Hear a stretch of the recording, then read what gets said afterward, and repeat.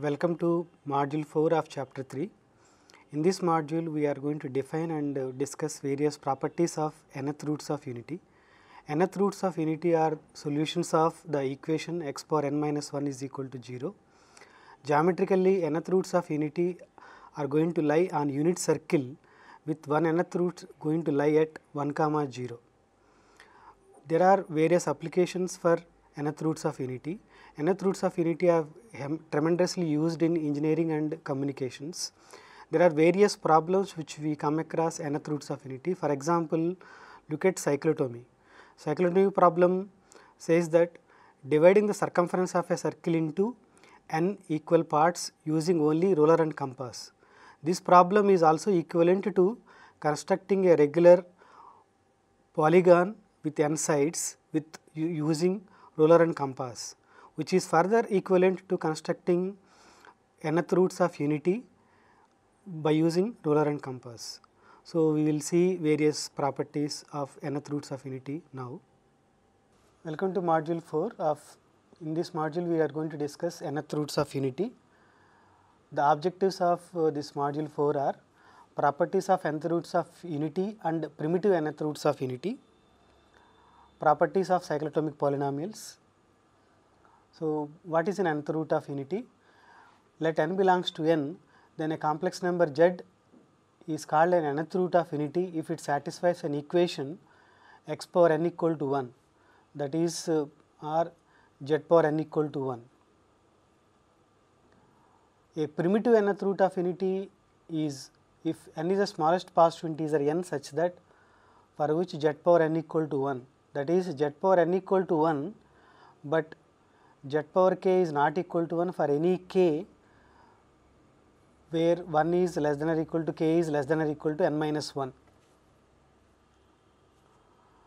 We are going to define, we will going to use this notation zeta n is equal to e power 2 pi I by n is a primitive nth root of unity. It is easy to see that zeta n power n, that is exponential of 2 pi I by n power n, which is equal to 1. So, but it is zeta n power k is not equal to 1 for any k less than n or equal to n minus 1. That is why this zeta n is a primitive, one of the primitive nth root of unity. Note that zeta n power k for 0 less than or equal to k less than or equal to n minus 1 are n distinct nth roots of unity. So, if you keep change value of k ranges from 1 to n minus 1, we will get all nth roots of unity. The nth roots of unity are located on the unit circle on the complex plane. In that plane, they form vertices of a n-sided regular polygon with one vertex at 1 comma 0 and centered at origin. The following points are collected from the article Cyclotomy and Cyclotomy Polynomials by B. Suri, Resonance 1999. Cyclotomy literally means circle cutting, was puzzle began more than 2000 years ago by Greek geometers. In their pastime, they used to use only two implements, ruler to draw straight lines and compass to draw circles. The problem of cyclotomy was to divide the circumference of a circle into n equal parts using only these two implements. As these n points on a circle are also corners of regular n-gon, the problem of cyclotomy is equivalent to problem of constructing regular n-gon using only ruler and compass. So, Euclid school constructed equilateral triangle, square and regular pentagon and also regular hexagon. But for more than 2000 years, mathematicians had been unanimously in their view that for no prime p bigger than 5, can a p-gon can be constructed by using only ruler and compass. The teenager Carl Friedrich Gauss proved a month before he was 19 that regular 17 gon is constructible. That means there is another prime for which the regular p-gon can be constructible.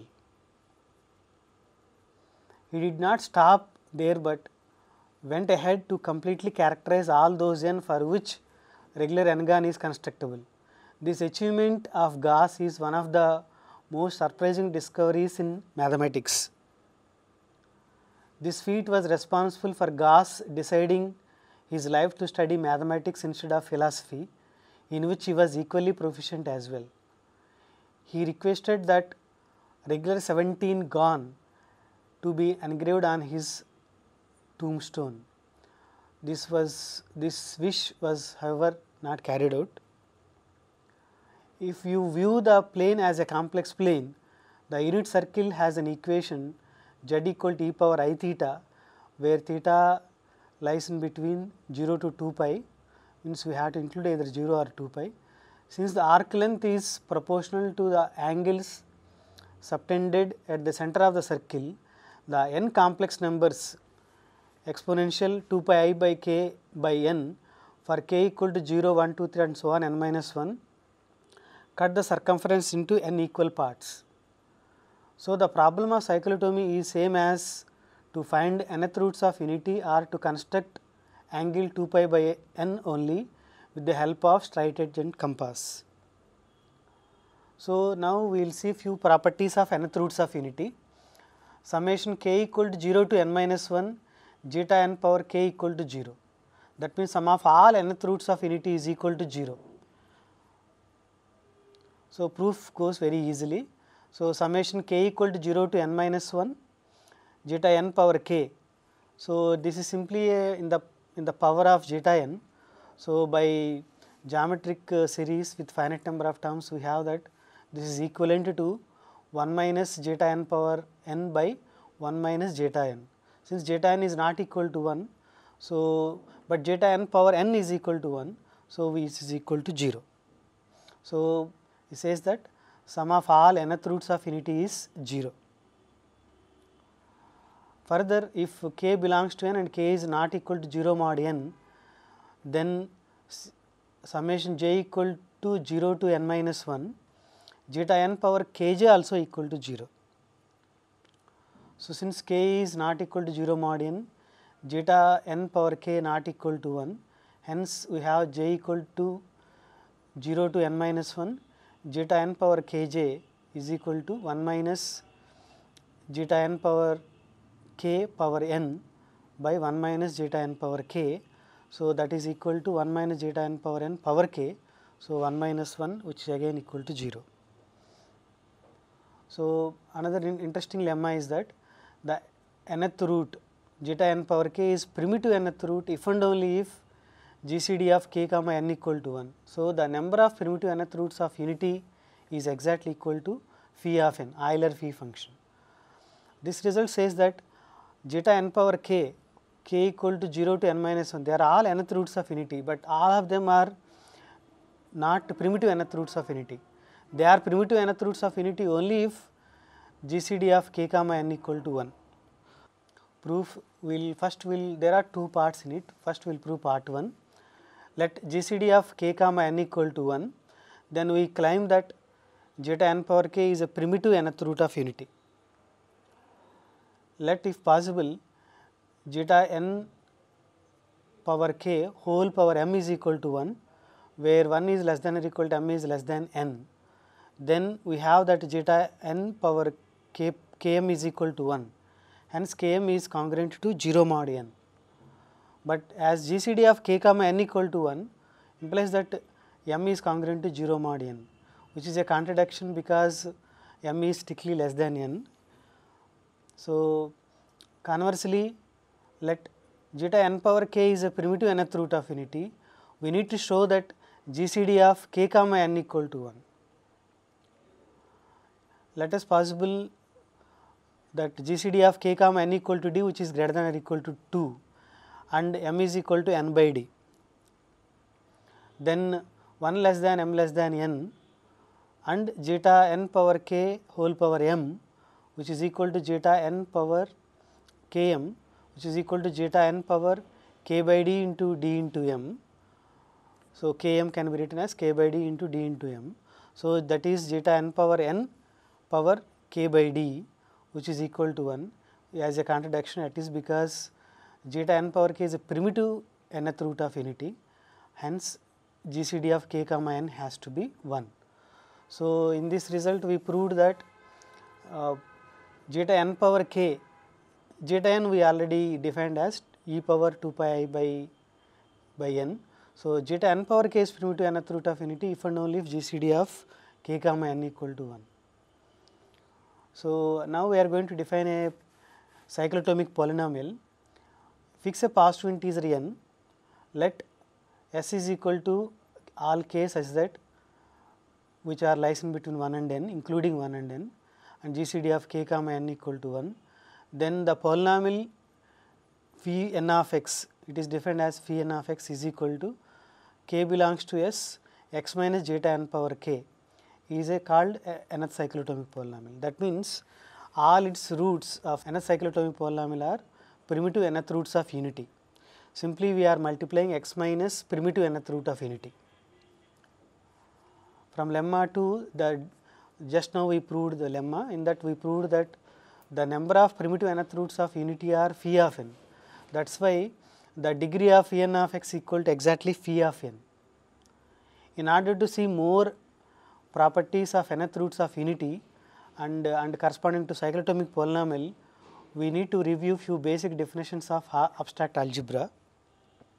For all known results in the algebra that have been used in this write up, but have not been defined, the readers are advised to see any standard textbook of algebra, for example, Contemporary Algebra by J. Gallian. The definition of a group, those who are familiar they can skip these slides. Let G be a non-empty set having a binary operation dot is called a product. Then G is said to form a group if the following conditions are satisfied.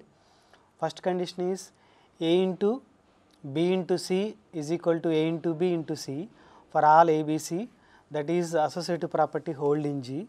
Look at that, already dot is a binary operation, that means that A dot B belongs to G for all A comma belongs to G, that is called closure property. So, binary operation automatically implies closure property, that is why we are looking only for 3 properties. One is associative property, second one is there is an element E belongs to G such that A into E is equal to A is equal to E dot A for all A belongs to G. The element E is called identity element of G. For every A belongs to G, there exists an element B belongs to G such that A into B is equal to E, which is equal to B into A. So, B is called inverse of A. So, with these 3, if these 3 conditions are satisfied, then G is called a group with respect to dot. From now onward, we will write AB instead of A dot B for all A comma B belongs to G. It can be easily verified that identity element of the group is unique. So, that can be proved by taking 2 distinct identity elements E1 and E2, then one can show that E1 equal to E2. Similarly, for each A belongs to G, its inverse is also unique element of G and it is usually denoted by A inverse. A subset S of G is said to generate G, that is denoted by G is equal to set generated by S. For if each G belongs to G, we can find S1, S2 and so on Sk belongs to S such that G is equal to S1 into S2 into and so on Sk. In this case, we say that G is generated by S. That means that every element in G can be written as product of elements of the S. A cyclic group, if there exists an element G belongs to G such that G is generated by single element, that means in the previous case the S contains only single element, then we will say that that is a cyclic group. That is G is equal to G power n, n belongs to Z. Then G is called a cyclic group and the element G is called generator of the group. Let G dash be any non-empty subset of a group G, then G dash is called subgroup of G if G dash is also a group with respect to the same binary operation as used in G. If the number of element G is finite, then G is said to be a finite group, else G is called infinite group. Moreover, the number of elements in the finite group is called order of the group. it is denoted by modulus of G, or some people will denote it as order of G, O of G. So, let G be a group and let G belongs to G, then order of the element G in G is denoted by O of G, is defined to be the smallest positive integer n such that G power n equal to E. If no such n exists, then order of G is said to be infinite. Let G be a finite group and G belongs to G, then G is equal to G power n, n belongs to G is a subgroup of G called cyclic subgroup generated by G. Thus, note that finite group G is cyclic if and only G contains an element whose order is equal to the order of the group G. In that case, the G power n belongs to Z, that is no longer an infinite set, the elements are going to repeat. So, we are going to get a finite number of elements. So, one of the important result in the group theory is the Lagrange's theorem. What it says is, if G is a finite group and H is a subgroup of G, then order of H divides order of the group G. So, this is very important result. It says that order of the subgroup of a finite group is always divides order of the group G. As a corollary, if G is a finite group and G belongs to G, then order of G divides order of capital G, order of the group. That means, order of every element divides order of the group. A group G is said to be an abelian group if AB is equal to BA for all A comma B belongs to G. If the binary operation of a group G is defined to be plus, then G is called additive group, and in this case we can understand that G is an abelian group. For an additive group G, 0 denotes the identity element and minus A denotes the additive inverse of the element A belongs to G. Also, for A belongs to G, the element A plus and so on n times plus A and so on n times is written as any A. Similarly, minus n into A is denoted as minus of n A, and 0 into A is equal to 0, where 0 is the left hand side is an integer and 0 on the right hand side is the additive identity of G. For an n belongs to n, let Zn denote the set of all integers modulo n, then Zn is an abelian group with respect to binary operation addition modulo n. Mathematically or symbolically, the binary operation is written as A addition modulo n B, which is equal to A plus B modulo n or congruent to A plus B modulo n. The group Zn is known as additive group of integers modulo n. As we defined nth roots of unity and saw various properties of nth roots of unity, we also defined primitive nth roots of unity and cyclotomic polynomial. Now, we are going to show that the set of all nth roots of unity going to form a group, and also we are going to show that set of all nth roots of unity which is equal to union of set of all primitive dth roots of unity for various divisors d of n, which is equivalent to x power n minus 1 is equal to the product of primitive polynomials of dth primitive polynomials for various divisors d of n. Now, we are going to show that set of all nth roots of unity forms a group. Let us denote Rn equal to zeta n power k, where k is lies in between 0 to n minus 1, including 0 and n minus 1. That is, Rn is equal to zeta n power k, 0 is less than or equal to k less than or equal to n minus 1. That is, it is generated by zeta n. So, then Rn is equal to 1 zeta n square and so on zeta n power n minus 1. This forms a cyclic group with respect to multiplication, as its binary operation is given by zeta n power k into zeta n power l, which is equal to zeta n power k plus l modulo n for 0 less than or equal to k comma l less than or equal to n minus 1. As modulus of Rn is equal to n, Rn is a cyclic group. So, by previous lemma we see that Rn has exactly phi of n generators. So, now we defined the sets Am in the proof of theorem in a previous module. Now we are going to use them to show the following result, that if MR denotes the set of all primitive rth roots of unity, then Rn is equal to summation union D divides n MD,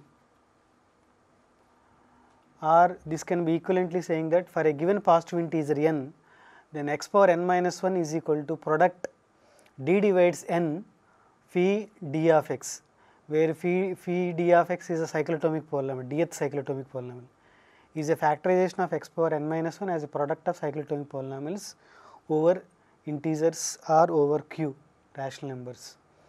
The proof is very easy. Since Rn is equal to union D divides n MD, where MD is set of all primitive dth roots of unity, then we have that x power n minus 1 is equal to product k equal to 0 to n minus 1 x minus zeta n power k, that is equal to product D divides n zeta belongs to MD x minus zeta, which is equal to product D divides n phi d of x. So, the alternative proof is, let zeta belongs to C be a root of x power n minus 1, then zeta power n is equal to 1, and hence there exists a unique D dividing n such that zeta power d equal to 1 and zeta power L not equal to 1 for 1 less than or equal to L is less than or equal to d minus 1, or equivalently zeta is a primitive dth root of unity, hence cyclotomic polynomial phi d of zeta is equal to 0. Conversely, let zeta belongs to C be a primitive dth root of unity for some positive divisor d of n, then zeta power d equal to 1, hence zeta power n equal to 1. Thus, we see that both the polynomials x power n minus 1 and product d divides n phi d of x have the same roots in C. Now, let f of x equal to x power n minus 1, then we have that derivative of f, that is f dash of x equal to n into x power n minus 1, which is co-prime or relatively prime to f of x. That means, there are no common factors for x power n minus 1 and n into x power n minus 1. This implies that f of x has no repeated roots in C. Also, by definition, phi d of x has no repeated roots for all d. Moreover, phi d of x and phi e of x have no common roots unless d equal to e. So, x power n minus 1 is equal to product d divides n phi d of x as both the polynomials having 1 as leading coefficient. So, they are equal. Now, sum of primitive nth roots of unity. Now, we are going to show that sum of primitive nth roots of unity. So, before going to that, in the previous result, if you look at as an immediate corollary to the previous result, we have that n is equal to summation d divides n phi of d. That is because x power n minus 1 is equal to product of cyclotomic polynomials. The degree of the dth cyclotomic polynomial is phi of d. So, x power n minus 1 degree n is equal to sum of the degrees of all the cyclotomic polynomials. So, n is equal to summation d divides n phi of d. So, the corollary is written. So, n is equal to summation d divides n phi of d. Now, following result relates sum of the primitive nth roots of unity to Mobius function. The theorem says that fix a positive integer n, then x belongs to Mn, where Mn is set of all primitive nth roots of unity. So, summation x belongs to Mn, that is sum of all primitive nth roots of unity, is equal to mu of n, where mu of n is the Mobius function.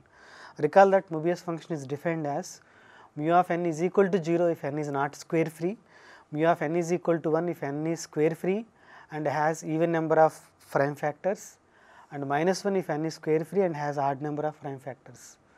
The proof will prove like this. The case n is not square free is an integer is left to an exercise. We will prove n is a square free case only. Now, suppose that n is equal to p1 into p2 and so on pk be the prime factorization of n into product of distinct primes. Here we are assuming that n is square free, not square free is leave it to an exercise. we will use induction on k, where k is the number of prime factors of n to get our result. So, first if k equal to 1, then n is a prime number, hence Rn is equal to Mn union 1, that is sum of distinct nth roots of unity is 0. We have that 0 is equal to summation x belongs to Rn x, which is equal to 1 plus summation x belongs to Mn x, hence summation x belongs to Mn x equal to minus 1, which is equal to minus 1 whole power 1. Now, let us assume the result is true for all positive integers n that are square free and whose prime factorization has less than k distinct primes. Then for a positive integer n is equal to p1, p2 and so on pk, we have 0 is equal to summation x belongs to Rn x. It is because sum of all nth roots of unity is 0, but these can be written as d divides n x belongs to m dx. So, that is equal to x belongs to m1 x plus x belongs to mpi, that means sum of primitive pth roots of unity, x belongs plus summation x belongs to mi pi pj, that means sum of all primitive pi pjth roots of unity and so on, plus summation x belongs to mn x, that means sum of all primitive nth roots of unity. So, we are assuming the result is true by induction for all prime factorization of having less than k distinct primes. So, we have 1 plus k choose 1 minus 1 plus k choose 2 minus 1 whole square and so on, k choose k minus 1 minus 1 whole power k minus 1 plus summation x belongs to mn x. There we do not know, that we need that sum we need to find out, but remaining portion is same as 1 plus minus 1 whole power k minus k choose k minus 1 whole power k. So, plus remaining portion.